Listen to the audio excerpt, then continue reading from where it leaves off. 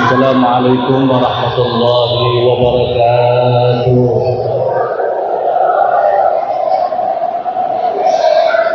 Alhamdulillahilladzi asra bi'abdihi lailan minal masjidil haram ilal masjidil aqsa alladzi barakna hawlahu linuriyahu min ayatina innahu huwas samiul basir. Allahumma shalli wa sallim wa barik ala sayyidina Muhammadin al-Fatih limal khatim lima saqana sil haqqil haqq wa nazil siratal mustaqim wa ala alihi wa sahbihi haqqa qadrihi wa miqdarih ma ba'du.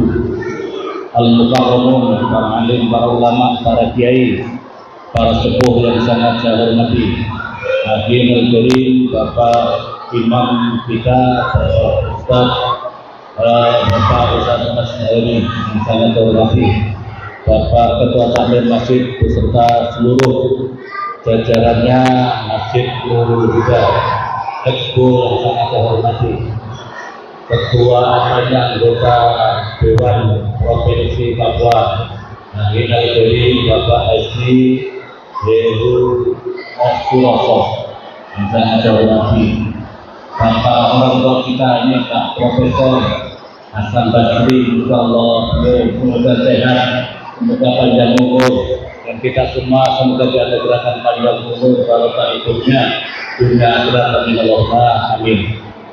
Hadirin wal hadirat yang dimuliakan oleh Allah Subhanahu wa taala. Qala Imam Malik rahimahullah wajah nikmatul uzma wa hiya nikmatul iman wal Islam.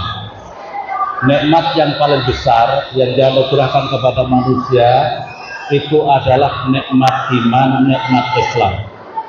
Jadi hadirin yang dimuliakan oleh Allah, kalau kita diberi nikmat yang lain-lain, mungkin kita dianugerahkan nikmat macam-macam di muka bumi ini, tapi yang perlu kita sadari, nikmat yang paling besar, yang paling harus wajib kita syukuri luar biasa adalah nikmat iman, nikmat Islam. Untuk bisa mendapatkan nikmat iman Islam ini benar-benar anugerah dari Allah Subhanahu wa taala.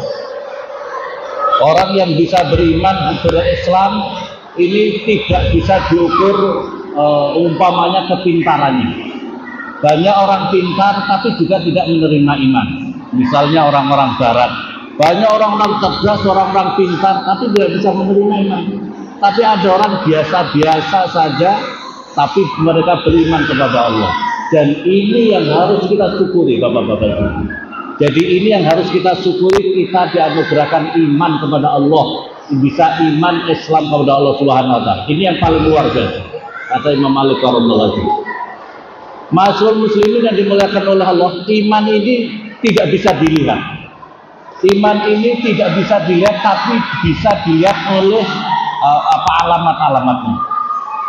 Seperti misalnya listrik, dari aliran listrik ini, ma'asyiral muslimin, aliran listrik itu tidak bisa kita bentuknya apa, aliran listrik itu bentuknya apa, kita tidak bisa melihat dengan mata kepala kita, tapi kita bisa lihat listrik ini, ini ada alirannya atau tidak, kalau ada buktinya, kalau di pasang lampu ada nyala, kalau tidak nyala berarti ada kerusakan di dalam alirannya. Begitu juga keimanan kita, hadirin yang dimuliakan oleh Allah. Keimanan kita itu bisa dilihat kalau kita rajin sholat, kalau kita menjadi orang yang menjadi orang soleh dan solehah. Yang paling utama, hadirin yang dimuliakan oleh Allah, keimanan itu bisa mengantarkan keselamatan kita itu yang ditanda yang paling utama adalah salamatus sudur, selamat dadanya dari penyakit mazmumah. Bahasa ahli ulama tasawuf, penyakit mazmumah. Sebab apa? Nanti di akhirat, ma'asyiral muslimin, yang akan bisa masuk surga itu adalah illa man atahullah biqalbin salim. Jadi orang yang akan bisa berjumpa dengan Allah itu adalah orang yang biqalbin salim, dengan hati yang sehat. Karena hati itu banyak penyakitnya, yaitu sifat-sifat mazmumah, sifat-sifat yang tercela. Ma'asyiral muslimin yang dimuliakan oleh Allah Subhanahu wa taala.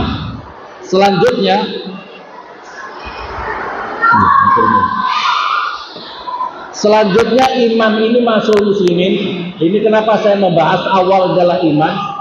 Karena untuk memahami Isra dan Mi'raj itu hanya bisa diterima oleh orang yang beriman kepada Allah Subhanahu wa Ta'ala. Isra Mi'raj ini hanya bisa diterima oleh orang-orang yang beriman. Tidak beriman maka tidak akan bisa menerima Isra dan Mi'raj. Masyaallah muslimin, dan tanda-tandanya keimanan itu di dalam Al-Quran adalah apa? Alif Lam Mim Dzalikal Kitabul La Raiba Fihi Hudan lil Muttaqin alladzina yu'minuna bil ghaibi wa yuqimuna shalat wa mimma razaqnahum yunfiqun. Jadi orang-orang yang beriman itu orang-orang yang muttaqin, iman, takwa, iman dan takwa adalah apa maksud muslimin? Adalah orang-orang yang percaya dengan perkara-perkara gaib. Jadi kalau ada orang tidak percaya dengan perkara gaib, berarti tidak beriman. Jadi kalau orang tidak percaya terhadap perkara-perkara gaib, ya, perkara-perkara gaib, tidak akan bisa keimanannya tidak akan bisa lolos, tidak akan bisa diterima. Maka oleh karena itu hadirin yang dimuliakan Allah, itu tandanya keimanan. Dan masalah Isra Mi'raj itu adalah perkara gaib, perkara mukjizat, ya, mukjizat kenabian. Masyaallah muslimin yang dimuliakan oleh Allah Subhanahu wa Ta'ala, al-iman yazid wa yanqus. Iman itu bisa bertambah, bisa berkurang. Masyaallah muslimin, dalam ilmu tauhid itu iman itu bisa bertambah, bisa berkurang. Iman itu bisa bertambah. Nah, sekarang yang terpenting dalam kitab Zubat itu diterangkan bagaimana kualitas iman dan takwa kita ini bisa tetap kokoh. Masyaallah muslimin, bagaimana kualitas iman dan takwa ini bisa kokoh terus di dalam diri kita? Maka yang pertama caranya adalah bagaimana kita menjaga kualitas taat kita kepada Allah, memperbanyak kualitas keimanan, apa itu, ketaatan kita kepada Allah dan menjauhi maksiat-maksiat kepada Allah. Masyaallah muslimin, untuk bisa taat kepada Allah dengan baik, untuk bisa menjauhi maksiat dengan baik, maka pentingnya ilmu agama. Di dalam sebuah syair, wazul ilmi hayyun khalidun ba'da mautihi wa awsaluhu tahta turabi ramimu. Orang yang punya ilmu itu, wazul ilmi hayyun khalidun, hakikatnya dia masih hidup, hayyun khalidun ba'da mautihi, walaupun dirinya sudah mati. Wa awsaluhu tahta turabi, walaupun jasadnya sudah hancur lebur di bawah tanah. Tapi wazul jahli maitun, orang yang bodoh itu hakikatnya sudah mati, wa yamsi 'ala sar, walaupun dirinya masih berjalan di muka bumi. Yuzannu minal ahya wa huwa adimun, orang itu disangka masih hidup tapi hakikatnya sudah mati. Masyaallah muslimin, ini perhatikan di sini. Jadi orang bodoh di sini adalah bodoh masalah agama. Bodoh masalah agama. Jadi orang yang bodoh masalah agama ada kesempatan untuk belajar, untuk meningkatkan kualitas, kok tidak mau belajar? Hakikatnya dirinya itu apa? Tubuhnya itu adalah kuburan buat rohaniahnya. Tubuhnya itu adalah kuburan buat rohaniahnya. Ini di dalam apa itu syair ini diterangkan seperti ini. Jadi oleh karena itu masyaallah muslimin, untuk masalah keimanan dan ketakwaan kita, maka untuk bagaimana kita bisa ibadah dengan benar, butuh ilmu, butuh guru. Masyaallah muslimin, harus punya ilmu dan harus punya guru. Jadi kita ini, guru kita sekarang ini masyaallah muslimin, guru kita itu harus tahu. Jadi kalau masyaallah muslimin, seluruh ulama-ulama, begitu kita sebut ulama A, B, C, D, itu mesti kalau kita nyebut ulama itu, kita tahu dia itu muridnya siapa. Sekarang ini banyak yang ustaz atau ustaz. Karena sekarang ada ustaz. Kalau ustaz itu insya Allah bisa ngaji. Kalau ustaz itu agak ngobos. Ustaz atau ustaz. Banyak ustaz, kita tahu dirinya mungkin hebat, ceramah mungkin hebat, tapi kita tidak tahu gurunya dan dirinya tidak mau tahu terhadap gurunya. Mungkin dia pernah belajar, tapi dirinya tidak bakti kepada gurunya, tidak ada. Kalau seorang murid sudah terputus munqati' dengan gurunya, maka tandanya ilmunya pasti tidak barokah. Mesti tidak barokah. Kita misalnya bicara Imam Malik, Imam Syafi'i. Imam Syafi'i muridnya siapa? Langsung ketemu Imam Malik. Imam Malik gurunya siapa? Imam Ahmad bin Hanbal. Gurunya ketemu Imam Ghazali, gurunya siapa? Imam Haramain. Imam Haramain itu adalah imam yang pernah menjadi imam di Masjidil Haram, Mekah maupun Madinah. Makanya Haramain, dua tanah haram. Begitu kita menyebut ulama-ulama itu langsung ketemu gurunya. Tapi sekarang banyak orang-orang yang belajar agama tidak barokah hidupnya, sebab dirinya tidak ada ta'alluq rohaniyahnya, tidak ada hubungan batinnya kepada guru-gurunya. Misalnya saya mengenal dengan Pak Ustadz, Pak Imam kita, Pak Mazhari. Begitu saya nyebut dirinya, oh saya tahu dia itu gurunya adalah ini, dan dia menjaga itu Fatihahnya kepada gurunya terus dijaga. Saya ini yang salah satu beliau pondok pesantrennya itu beliau muridnya Mbah Minan, Mbah Minan, masyaallah ulang alih hikmah. Saya salah satu mengambil salah satu sanad zikir kepada beliau. Ada abahnya namanya Mbah Junaid. Mbah Junaid itu masya Allah alim allamah, alim hikmah. Di antara wa min karamati, suatu ketika ada masyarakat di hutan, waktu itu dia jalan di hutan, begitu jalan di hutan, anaknya terlepas, tidak ketahuan di mana, dicari-cari sama masyarakatnya, nggak ketemu. Akhirnya sowan sama Mbah Junaid, wes di rumah, tiba-tiba anaknya diantarkan, kamu pulang pakai apa nak? Saya tadi naik harimau. Jadi rupanya dikirim harimau sama Mbah Junaid untuk cari anak ini untuk dikirim ke rumah. Nah, ini diantara gurunya beliau. Tapi ini kayaknya beliau tidak ketemu. Mbah Junaid itu abahnya Mbah Minan. Jadi begitu kita menyebut ustadz itu, kita tahu gurunya. Dia itu berguru sama siapa? Sekarang ini masya Allah beda, belajar agama itu sama belajar matematika. Bapak-bapak, ibu-ibu belajar matematika, mungkin setelah itu tidak pernah. Bedanya sekolah umum sama sekolah formal dan agama. Kalau formal agama itu selalu kita hubungan batin wajib dijaga, ta'alluq rohannya wajib dijaga. Tapi kalau sekolah-sekolah formal itu kayaknya kok tidak ada. Murid-murid kita itu terus Fatihah kepada guru-guru matematika, guru-guru apa gitu, ada enggak nih? Tidak ada. Beda dengan ngaji agama ya. Inilah bedanya masyaallah muslimin yang dimuliakan oleh Allah.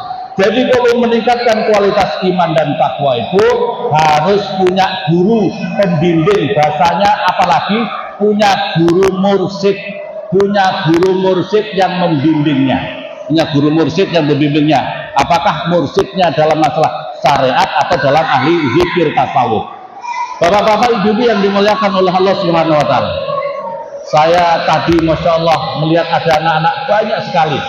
Anak-anak yang tampil tadi masya Allah, kita bersyukur di Expo ini ternyata jamaahnya luar biasa banyak, anak-anaknya juga banyak.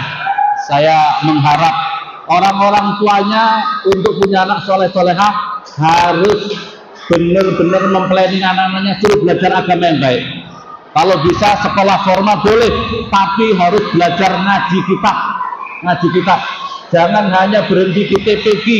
Kalau bisa bapak-bapak ibu-ibu, kualitas iman kita dengan ilmu, dengan guru. Kalau bisa jangan hanya bisa membaca Al-Quran, tapi minimal baca tafsir Al-Quran paling kecil.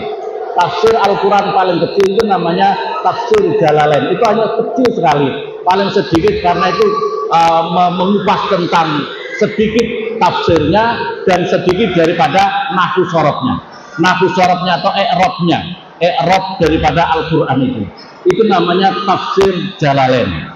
Maka oleh karena itu bapak-bapak ibu, kalau bisa putra putri kita minimal. Jadi saya itu Pak Profesor izin, saya itu beberapa hari yang lalu itu sowan namanya Profesor Dr. Yusri di Mesir. Beliau nanti kalau dulu kayaknya kenal Syekh Yusri Mesir. Beliau itu ulama ahli mengajar kita berbagai macam tafsir, fikih segala macam. tapi beliau itu spesialis bedah. Beliau itu dokter bedah, spesialis bedah.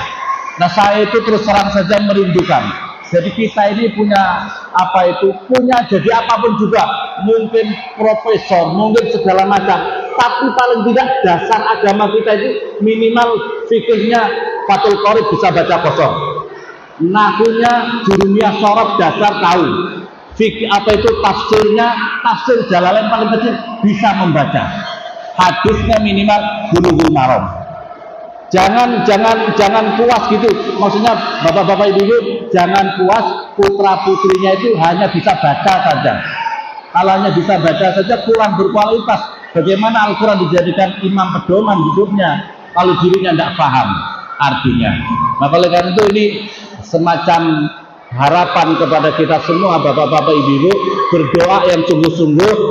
Di antara berdoa adalah minimal mungkin baca sholawat 100 kali, baca ayat kursi, baca yasin.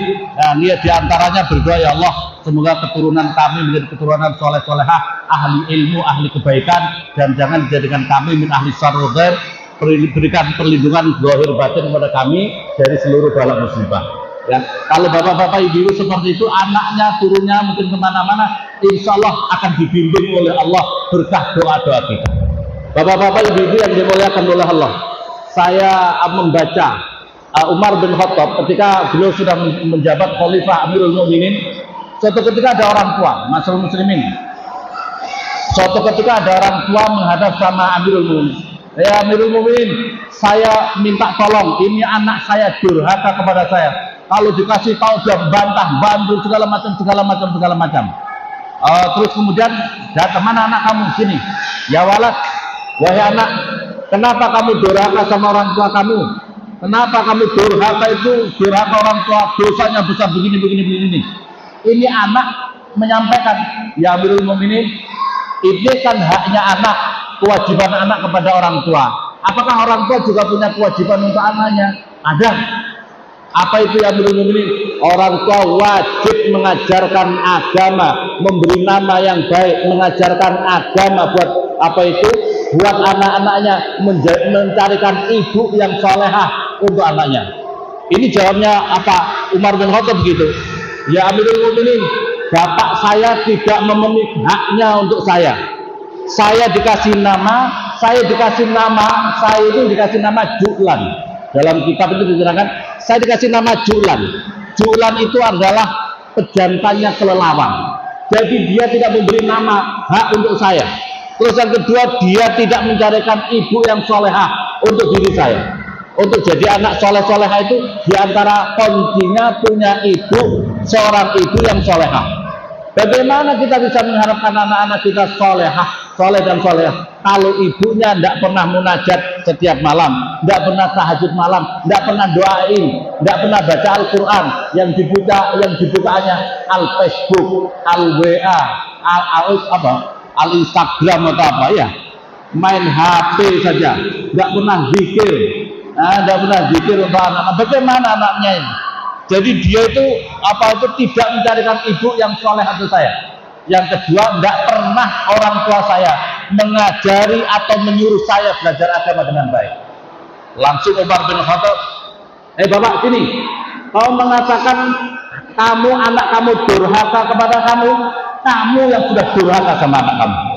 Hadirin yang dimuliakan oleh Allah, jadi durhaka itu ternyata tidak hanya anak ke orang tua saja, tapi sekarang rupanya banyak yang durhaka kepada anak-anaknya itu orang tuanya sendiri, memplanning anak-anaknya hanya untuk menjadi pencari pemburu dunia, menjadi anak buahnya Qarun, pemburu jabatan, anak buahnya Fir'aun. Menjadi ini sebabnya orang tuanya, karena motivasinya salah dalam memplanning anak-anaknya. Nah kalau kita akhirnya pergi kamu, berdiri kamu. Maka akhirnya bapaknya kabur dari hadapannya Umar bin Khattab. Masyaallah muslimin yang dimuliakan oleh Allah Subhanahu wa taala. Ini baru masalah iman, belum Isra Mi'raj ini. Hadirin wal hadirat yang dimuliakan oleh Allah Subhanahu wa taala. Selanjutnya Isra dan Mi'raj. Masyaallah muslimin, Isra wal Mi'raj, bagaimana tadi ayat sudah disampaikan, subhanalladzi asra bi 'abdihi lailan minal masjidil haram ilal masjidil aqsa alladzi barakna haulahu linuriyahu min ayatina innahu was-sami'ul basir. Isra dan Mi'raj itu hadirin yang dimuliakan oleh Allah adalah Maha Suci Allah yang telah memperjalankan. Jadi apa ini di garis bawahi sekarang di sini adalah jadi Isra dan Mi'raj itu Allah memperjalankan, bukan Nabi Muhammad jalan sendiri, bukan jalan sendiri. Kalau pakai logika manusia, Isra dan Mi'raj itu tidak bisa diterima. Maka oleh karena di tengah kalangan ulama itu juga ada yang beda. Perjalanan Isra Mi'raj Rasulullah itu dengan rohnya saja atau dengan jasadnya? Mayoritas ulama mengatakan biruhi wa jasadi, dengan rohnya, dengan jasadnya. Apa sebab? Sebab ketika beliau menyampaikan terhadap perihal Isra Mi'raj, pertentangan di antara mereka itu luar biasa. Orang-orang kufar itu semakin mencaci maki Rasulullah. Kalau bercerita tentang mimpi, orang mimpi, tadi malam aku mimpi jalan-jalan ke Mekah. Ya orang mimpi jalan-jalan ke Mekah oke-oke saja. Tapi begitu dia jalan, saya tadi jalan ke Mekah, Isra Mi'raj ke Mekah. Isra Mi'raj ke Mekah biruh wa jasadi. Itu luar biasa. Nah, oleh karena itu masyaallah muslimin yang dimuliakan oleh Allah Subhanahu wa taala, ini biruhi wa jasadi, biruhi wajah roh dan jasadnya Rasulullah. Masyaallah muslimin yang dimuliakan oleh Allah, kita mengibaratkan seperti ini. Kita mengibaratkan seperti ini, mungkin sering ulama-ulama kita mengibaratkan. Jadi kalau pakai logika semut umpamanya, semut itu dia bercerita, wahai teman-teman semut, saya tadi dari Expo, dari Masjid Nurul Huda Expo itu saya jalan-jalan ke Arso. Saya jalan-jalan ke Arso, semua Arso itu pagi saya jalan ke sana, sore saya sudah datang lagi ke sini. Logika semut-semut enggak bisa kamu pasti enggak bisa. Masa satu hari kau bisa jalan muter ke Arso? Masalahnya yang kemudian adalah dia itu rupanya nongkrong ikut mobilnya Pak Ustadz, Pak Imam kita jalan-jalan ke Arso sana, terus kembali lagi. Jadi masalahnya semut itu diperjalankan atau ikut jalan mobil. Begitu juga perjalanan Isra Mi'raj. Bagaimana kalau logika manusia tidak akan mampu, tidak akan bisa menerima kalau tidak dengan iman. Jadi masyaallah muslimin, ada pakar-pakar yang kurang menerima terhadap masalah biruhi wa jasadi. Jadi Rasulullah itu hanya dipandang dari sisi keilmiannya, kecakapannya, kecerdasannya dan sebagainya. Ini bukan masalah itu, ini masalah mukjizat kenabian. Ini masalah mukjizat kenabian. Ini yang paling dasar. Ini yang paling dasar. Jadi ini masalah mukjizat. Sehingga orang-orang susah untuk menerima mukjizat-mukjizat itu, karena dia itu hanya mengandalkan otaknya, bukan keimanannya. Bagaimana bisa mengimani masyaallah muslimin perjalanan Isra dari Mekah ke Masjidil Aqsa Palestina? Itu perjalanan kurang lebih 1 bulan, perjalanan darat. Waktu itu perjalanan darat, belum ada pesawat. Jadi kalau pulang pergi sudah 60 hari. Belum lagi dari situ Mi'raj. Mi'raj itu dengan kecepatan luar biasa itu, kalau umpamanya pakai logika manusia, merotoli kabeh badannya Rasulullah. Ini bukan masalah, tapi ini masalah keimanan. Diperjalankan dengan kekuasaan Allah Subhanahu wa taala. Masyaallah muslimin yang dimuliakan oleh Allah. Saya ingin bercerita, saya pernah membaca buku tentang tasawuf dengan cerita-cerita sufi. Ada seorang raja, dia itu ingin melogikakan bagaimana waktu yang sebentar. Dia itu ingin melogikakan, dia itu bisa merasakan waktu yang sangat sebentar, tapi mempunyai dampak yang luar biasa lama. Isra Mi'raj itu kan sangat sebentar, tapi luar biasa. Mekah, Masjidil Masjid, perjalanan yang luar biasa itu. Kemudian ke Sidratul Muntaha, kemudian sampai perjalanan yang Sidratul Muntaha itu satu fase, itu 500 tahun perjalanan, 500 tahun perjalanan, sampai kemudian berjumpa dengan Allah. Itu kalau pakai logika manusia tidak bisa diterima. Kemudian ada seorang raja itu, tolong datangkan ulama-ulama datang.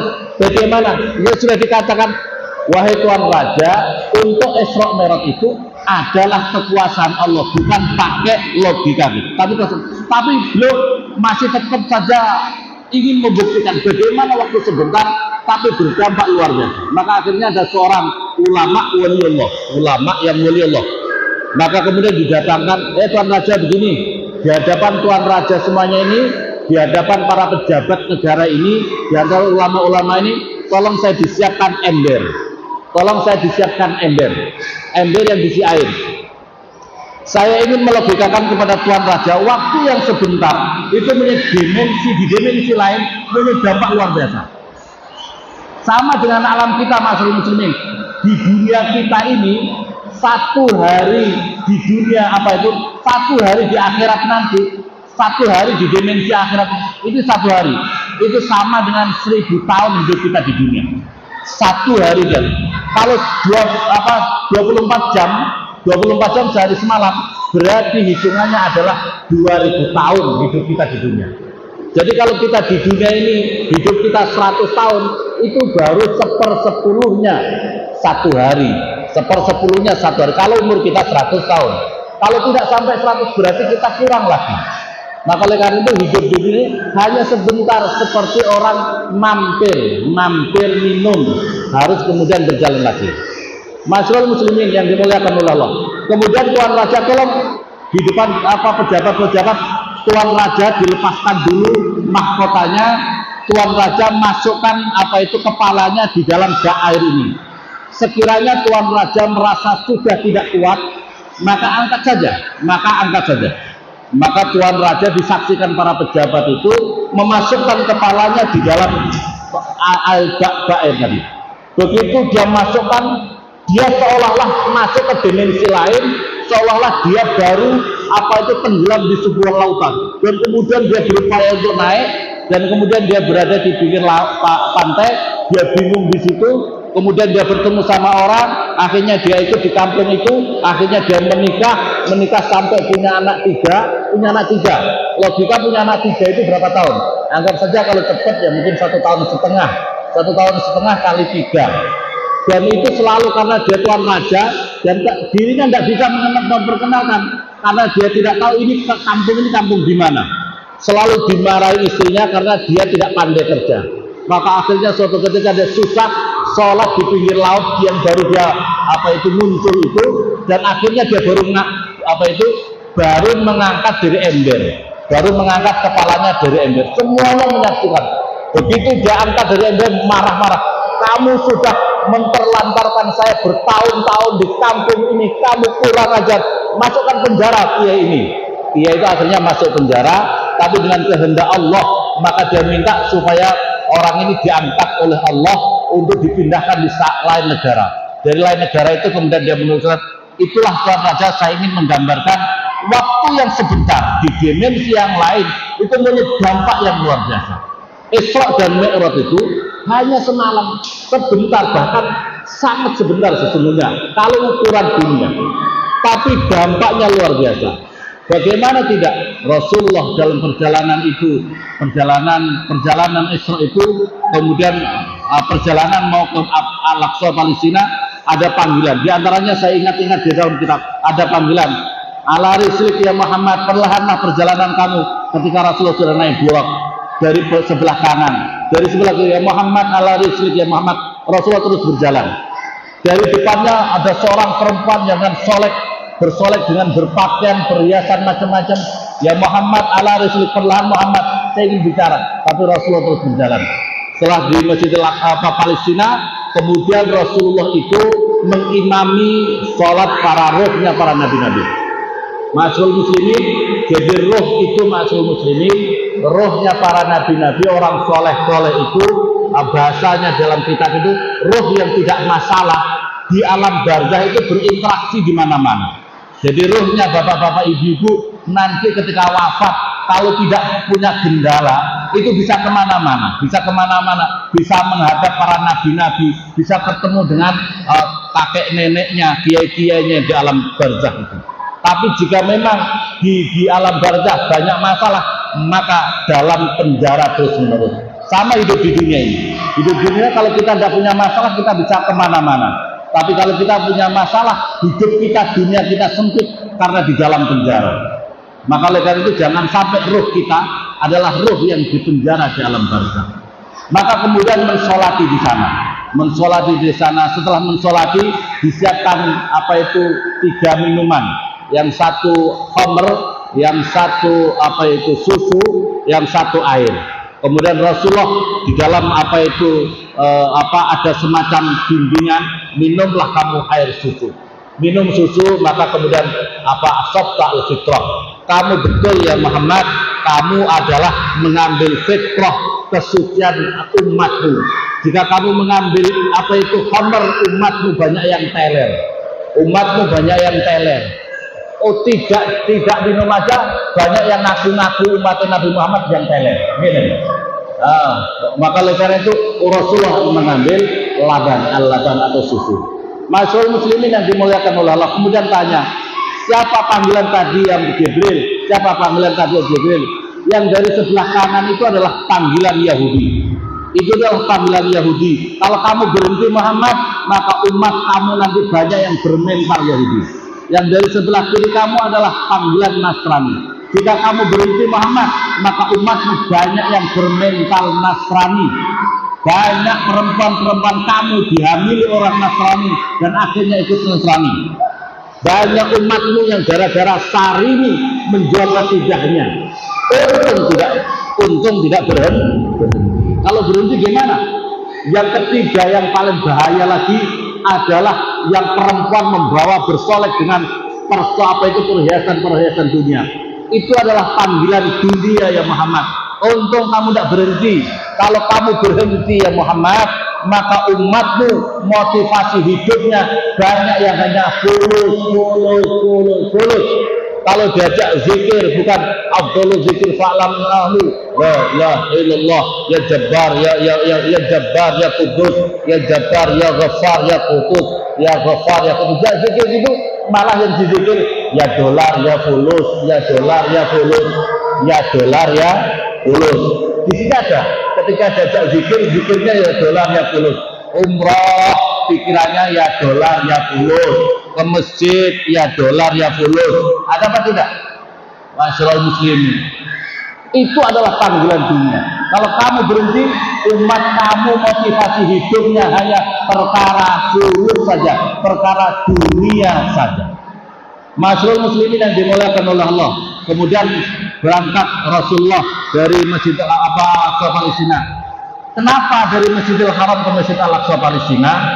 Kiai saya, Kiai Maimun Zubair, itu belum menyampaikan Al-Aqsa itu adalah ibarat maskot perjuangan. Hadirin, Al-Aqsa Palestina itu maskot perjuangan. Jadi kejayaan Islam yang pertama, Nabi Muhammad sampai masa sahabat itu di sana ditaklukkan di bawah naungan kepemimpinan umat Islam, Umar bin Khattab. Sehingga masa Islam, kejayaan Islam yang pertama itu adalah masa-masa khalifah itu, karena di sana di bawah naungan kendali umat Islam. Setelah itu runtuh sampai sekarang, sampai sama Yahudi sama si Trump itu, Trump apa? Ya Allah, itu selalu masih mengusik. Untuk alhamdulillah sekarang katanya sudah ada gencatan senjata. Tapi itu selalu menjadi masalah terus. Di Al-Aqsa itu hadirin, kita umat Islam harus punya untuk pikir bagaimana sana harus di bawah kendali umat Islam. Jika di sana masih belum di bawah kendali umat Islam, itu artinya Islam dunia kita ini, seluruh dunia kita masih belum jaya. Islam akan jaya seluruh dunia ketika Al-Aqsa itu sudah di bawah naungan genggaman umat Islam 100%. Jika masih diganggu-ganggu terus dan kita masih lemah tidak bisa membantu, maka itu indikatornya kita masih lemah. Semoga Allah Subhanahu wa taala menjaga Al-Aqsa untuk kita umat Islam. Amin Allahumma. Selanjutnya masyaallah muslimin yang dimuliakan oleh Allah, perjalanan Isra dan Mi'raj itu dilanjutkan. Mi'raj sampai Sidratul Muntaha. Sampai Sidratul Muntaha, malaikat Jibril sudah tidak mampu lagi. Kamu silakan ke sana ya Rasulullah, kami sudah tidak mampu. Ini batasan kami. Jadi ini kemuliaan buat Rasulullah SAW. Kemudian diperintahkan berjumpa dengan Allah. Maka Rasulullah mengucapkan at-tahiyyatul mubarakatus shalawatut thayyibatu lillah. Assalamualaikum sampai di situ.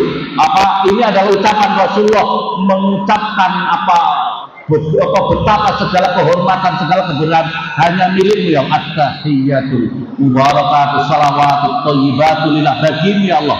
Kemudian Allah Subhanahu wa taala, assalamu alayka ayyuhan nabiyyu wa rahmatullahi wabarakatuh.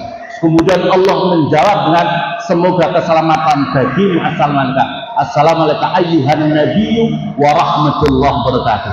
Kemudian Rasulullah menyampaikan assalamu alayna wa ala ibadillahi sholihin. Jadi Rasulullah ketika mendapatkan transfer salam daripada Allah, kemudian disampaikan langsung kepada assalamu alayna wa ala ibadillahi sholihin. Kemudian kalau dalam tahiyat asyhadu an la ilaha illallah. Jadi ucapan asyhadu an la ilaha illallah itu ketika asyhadu an la ilaha illallah itu baru begini ya, jangan asyhadu sudah begini keduluan ya, asyhadu an la ilaha illallah baru begini, jangan tahiyat sudah begini duluan itu ya. Ketika syahadat itu asyhadu an la ilaha illallah baru angkat tangan begini. Bapak-bapak itu enggak usah begini-begini, lurus saja, ganggu kanan kiri itu muter-muter lagi. Asal muslimin yang dimuliakan oleh Allah Subhanahu wa taala. Kemudian makanya dikatakan itu sholat kita ini adalah mi'rajnya orang beriman.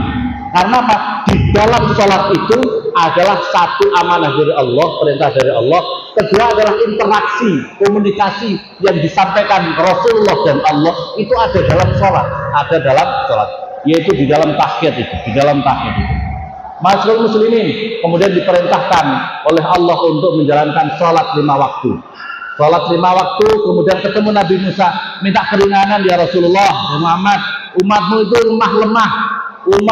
lemah, umat kami saja yang kuat-kuat itu tidak mampu. Sebelum sholat 5 waktu Rasulullah mengikuti model sholatnya Anbiya yang terdahulu, Nabiullah Ibrahim, yaitu sholat 2 rakaat pagi dan sore ya, walaupun sholat malam, tapi yang adalah sholat pagi sore.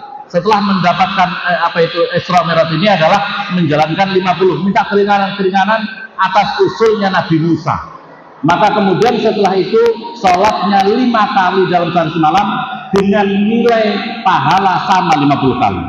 Maka oleh karena itu hadirin di sini yang perlu kita pahami adalah bahwa Isra Mi'raj itu ada jasanya. Sholat kita 5 waktu itu ada jasanya orang mati, yaitu Nabi Musa.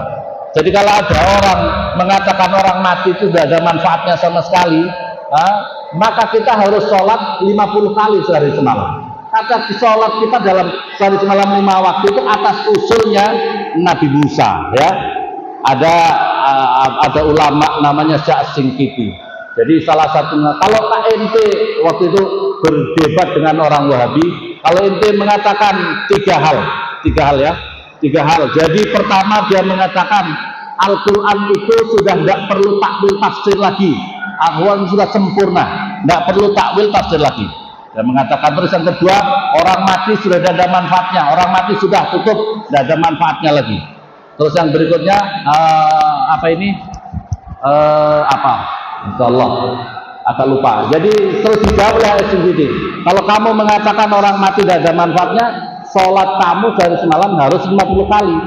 Karena itu jasanya orang mati, kita sholat sehari semalam itu usulnya orang mati Nabi Musa alaihissalam. Kalau kamu mengatakan Al-Quran itu sudah tidak perlu tafsir dan tafsir lagi, maka kamu harus bertanggung jawab. Orang soleh hafal Quran yang buta matanya, dia pasti masuk neraka. Loh kok bisa? Sebab di dalam Al-Quran, wa man kana fi hadhi a'ma wa huwa fil akhirati a'ma wa adallu sabil. Barang siapa di dunia buta, maka di akhirat pasti dia lebih sesat dan masuk neraka. Yang dikatakan buta di sini perlu ditakwil, perlu ditafsiri, perlu takwil, yaitu buta mata hatinya, bukan buta mata kepalanya, tapi buta mata. Ini perlunya adanya tafsir dan takwil. Masyaallah muslimin yang dimuliakan oleh Allah Subhanahu wa taala. Selanjutnya adalah sholat.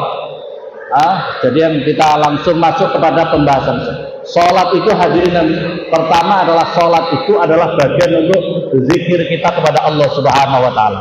Masyaallah muslimin, di dalam Al-Qur'an diterangkan wa aqimis sholata li dzikri. Dirikanlah kamu sholat untuk berzikir kepadaku. Jadi maksud dari sisi perintah ini hukumnya adalah wajib, ya. Jadi kalau kita sholat kok tidak berzikir, tidak ingat sama Allah, maka berarti tidak tercapai maksud daripada sholat itu. Yang berikutnya lagi, wala takun minal ghafilin. Janganlah engkau termasuk orang-orang yang lalai, wabil khusus dalam sholat, dalam lalai. Wa qala Nabi sallallahu alaihi wasallam as-salatu imaduddin. Salat itu menjadi tiang agama. Wa man aqama faqad aqama din, wa man taraka faqad hadama din. Masyhur. Yang berikutnya lagi adalah kam min qaimin hazzuhu min qiyamihi at-ta'ab wan nafaq. Banyak orang yang mendirikan salat tapi dirinya hanya dapat capeknya saja. Hanya capek saja. Wa qala Nabi sallallahu alaihi wasallam laisa lil abdi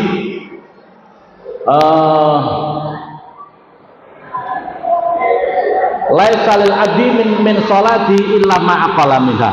Tidaklah dari seorang hamba ketika salat itu adalah yang yang bisa dipahami oleh akalnya. Jadi seharusnya salat harus paham dengan artinya. Bagaimana salat? Kan banyak orang salat tapi tidak paham dengan tanggung jawab kabira walhamdulillah, inna sholati wa nusuki wa mahyaya wa mamati lillahi rabbil. Sesungguhnya salatku, ibadahku, hidupku, matiku hanya demi Allah Subhanahu wa taala. Ucapannya sering diucapkan tapi tidak sesuai dengan kenyataan. Kenyataannya bukan ibadahku, hidup matiku segala macam karena Allah, tapi hidup dan matiku demi nafsuku, demi duniaku, demi jabatanku, demi apa itu bahkan perkara-perkara maksiat di jalan Allah Subhanahu wa taala. Berarti dia tidak masuk di akalnya itu. Apa yang disampaikan tidak sesuai dengan apa kenyataan. Wa qala Nabi sallallahu alaihi wasallam malam tanhahu salatu minal fasa wal munkar. Barang siapa salatnya tidak mampu mencegah dirinya dari berbuat keji dan mungkar, lam yazdad minallahi illa bu'dan. Maka tidaklah bertambah salatnya itu kecuali semakin jauh daripada Allah Subhanahu wa taala. Maka oleh karena itu hadirin yang dimuliakan oleh Allah, ayo dengan kita memperingati Isra dan Mi'raj itu kita tingkatkan kualitas ibadah kita kepada Allah. Wabil khusus untuk meningkatkan kualitas ibadah kepada Allah itu adalah meningkatkan kualitas ilmu kita, ya, ilmu agama kita. Wabil khusus ilmunya masalah sholat. Banyak orang yang sholat tapi tidak sah. Karena apa? Dia tidak tahu syarat rukunnya yang benar, perkara-perkara yang mubtilatus sholat. Di antara mubtilatus sholat seperti syarat rukunnya masalah toharoh. Saya ingin bercerita sedikit, ini menurut saya sangat penting.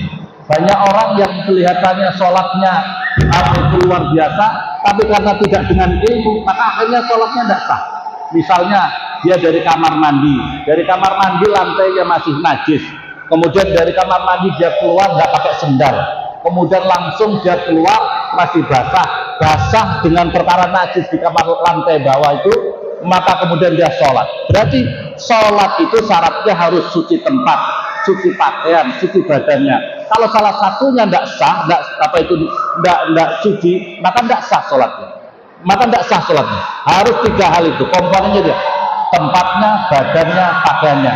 Kalau kakinya tidak suci, maka dia berarti tidak sah sholatnya.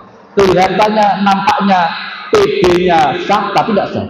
Nah, kalau karena itu hadirin dan pentingnya ngaji. Ayo, masjid-masjid itu harus untuk ngaji kitab, misalnya fikihnya apa jelas, tafsirnya apa, hadisnya apa, belajar. Di masjid-masjid kita harus belajar itu. Paling tidak, mohon izin, mungkin takmir masjid harus memfasilitasi itu. Kemudian kalau masyarakat mau dan tidak mau, paling tidak takmirnya sudah tidak ada masalah di hadapan Allah Subhanahu wa taala. Mungkin barangkali ini tanggung jawab takmir. Hadirin yang dimuliakan oleh Allah, Di antara sholat lagi hadirin, kita di Papua ada salah satu sholat, saya membaca kitab ini dalam kitab. Salah satu hikmah sholat. Jadi kalau bisa jangan meninggalkan sholat 2 rakaat sunnah. Kalau menjalankan sholat sunnah 2 rakaat itu, pertama sholat sunnah membaca pertama ayat kursi 10 kali. Rakaat kedua ayat kursi 10 kali. Setelah salam, gampangnya kalau bahasa Arabnya, ya Hayyu ya Qayyum birahmatika astaghiitsu, ya Allah saya mohon tolong, lindungi kami, lindungi keluarga kami, lindungi harta benda kami. Maka kalau bapak-bapak ibu-ibu berdoa seperti itu, maka Allah akan melindungi barokah sholat, barokah ayat kursi tadi seluruh keluarga bapak ibu, harta bendanya ibu. Ya, keluarga ibu berdoa ya. Kalau bisa ini dijalankan, karena kita tidak bisa selalu menjaga keluarga kita, anak-anak kita mungkin kemana, istrinya sama kemana. Tapi kalau ibu-ibu menjalankan itu, bapak-bapak menjalankan itu, Allah akan melindunginya. Yang berikutnya lagi, sholat jangan sampai ditinggalkan. Sholat qobliyah subuh, karena rakaatnya qobliyah subuh khairun minad dunya ma fiha. 2 rakaat sebelum subuh itu lebih baik dunia beserta seluruh isinya. Bapak-bapak ibu-ibu kalau pernah ke Masjidil Haram, Masjid Nabawi, itu di sana itu ada sholat 2 kali. Sholat pertama itu kurang lebih jam 3. Artinya apa? Supaya orang-orang siap sholat malam. Jadi bagusnya, efektifnya kita orang Islam itu sholat itu mulai jam 3. Jam 3 malam sholat malam. Terus nanti ada sholat waktu subuh. Waktu subuh itu masih lama waktunya. Dengan subuh lama, karena supaya orang-orang menjalankan sholat qobliyah subuh itu, zikir qobliyah subuh itu, karena pahalanya luar biasa. 2 rakaat sebelum subuh saja khairun minad dunya ma fiha, lebih baik dunia beserta seluruh dunia. Apalagi sholat fardunya subuh. Maka oleh karena itu orang Islam itu hebat. Orang Islam hebat kalau bisa menjalankan ini. Sholat sunnah malam, diantaranya sholat yang ada ayat kursi 10-10. Tadi sholat qobliyah subuh, zikir-zikir sholat qobliyah subuh, kemudian sholat subuh bisa berjamaah. Kalau ini diamalkan, insya Allah, pokoknya ibu bapak pun tidak usah insya Allah, yakin bapak ibu-ibu nanti di akhirat kaget luar biasa. Loh, pahalaku kok luar biasa, ini dari mana? Pahalaku kok luar biasa, masuk surga dengan bekal pahala yang sangat luar biasa, yaitu umpamanya 1 kali pahalanya khairun minad dunya ma fiha, 2 kali khairun minad dunya ma fiha. Begitu sering dilakukan, pahalanya kayak apa nanti? Maka oleh karena itu banyak orang-orang beriman yang nanti di sana kaget terhadap amal-amalan yang sudah dilakukan di muka bumi ini. Ya, saya kira demikian bapak-bapak ibu-ibu, semoga ada manfaatnya. Kurang lebihnya saya mohon maaf. Hadanallahu wa iyyakum ajmain. Assalamualaikum warahmatullahi wabarakatuh. Mari kita berdoa kepada Allah. Izin Allah berdoa. Alhamdulillahirabbil alamin. Hamdan sayyidil hamdan na'im hamdan ya'fi rabbana lakal hamdu man bagi jalal ka'adam sulman. Allahumma shalli wa sallim wa barik ala subhanaka